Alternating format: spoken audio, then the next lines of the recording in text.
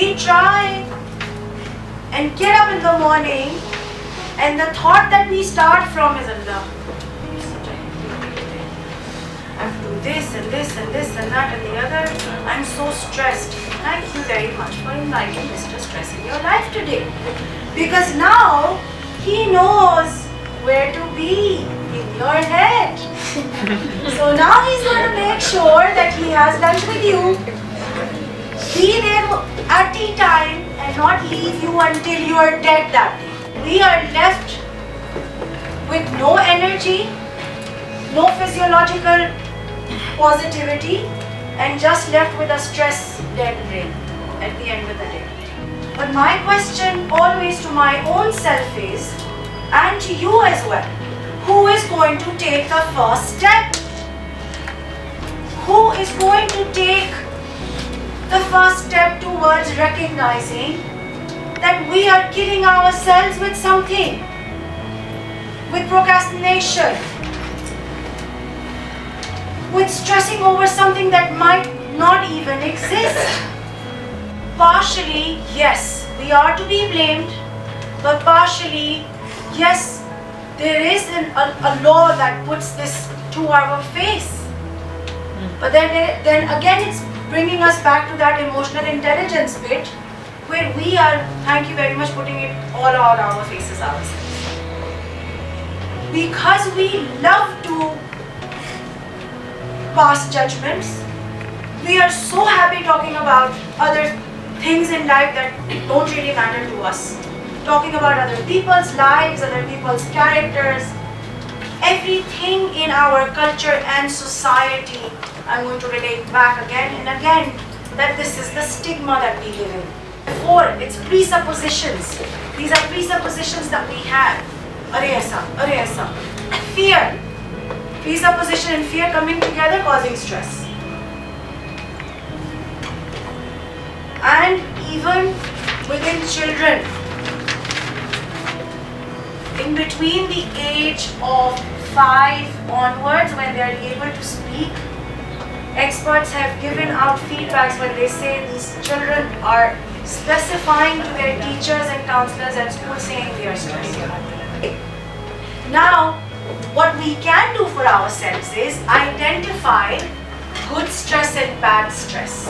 This good stress for us all is making us learn, making us grow for new opportunities, and making us develop ourselves into a different entity altogether, which is much more professional than who we are at this point in time. You have to identify the good and the bad stress at work, within our lives, to make sure that we're able to manage stress. The stresses that you have mentioned now, I am so happy, God bless your souls, that it is limited to what it is right now. Right? Exams, papers, and very subliminal stuff, alhamdulillah. But within the next 3 years or so, because this is corporate professional life, please expect your stress to go up by volumes. Once you are aware of the fact of what kind of situations trigger stress in you, move you out of focus, hamper your performance, you will be able to put a stop to it. Every one of us, each one of us has an inner voice. How many of you have heard it? हम सब kind of intuitions होते हैं तो inner voice. When we are in a situation, okay, this situation can be a personal life situation, this can be a situation at work. When we are in a situation where we are to make a decision and that we sit with ourselves even for 5 seconds, there's something that happens inside here in our brain, right? And something inside tells us, ये करना. ऐसे ही होता है. Inner voice by scientific research does not snap back at you like this. It cannot. Unless and until, please hear me clearly, unless and until you have been able to connect with your emotional state, The voice that you hear inside is not your inner voice. It is the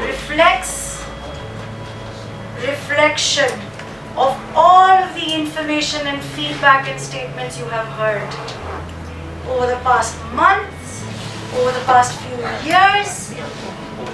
Because I'll bring you back when we're talking about this. Please try and move with me in the conversation. Think about this. Whenever we are taking a decision, how many times do you get a no in your head? अपने आप से बात किया, मैं नहीं कर सकती. ये वही आवाज है जो आपके अपने एक्सटर्नल एक्सपीरियंसेस से ऑलरेडी फीडेड है आपके न्यूरॉन्स में. पहली आवाज इनर वॉइस नहीं है. You have to recognize the difference between your inner voice and the reflection of other people's statements that become your inner voice. Which is an informed decision is always owned by the owner. True? That happens to us. If we have made the decision ourselves, we will own it. Yes? If we fall back, we will work harder to make sure it works, right? So, this is why it is so important to recognize your stress indicators.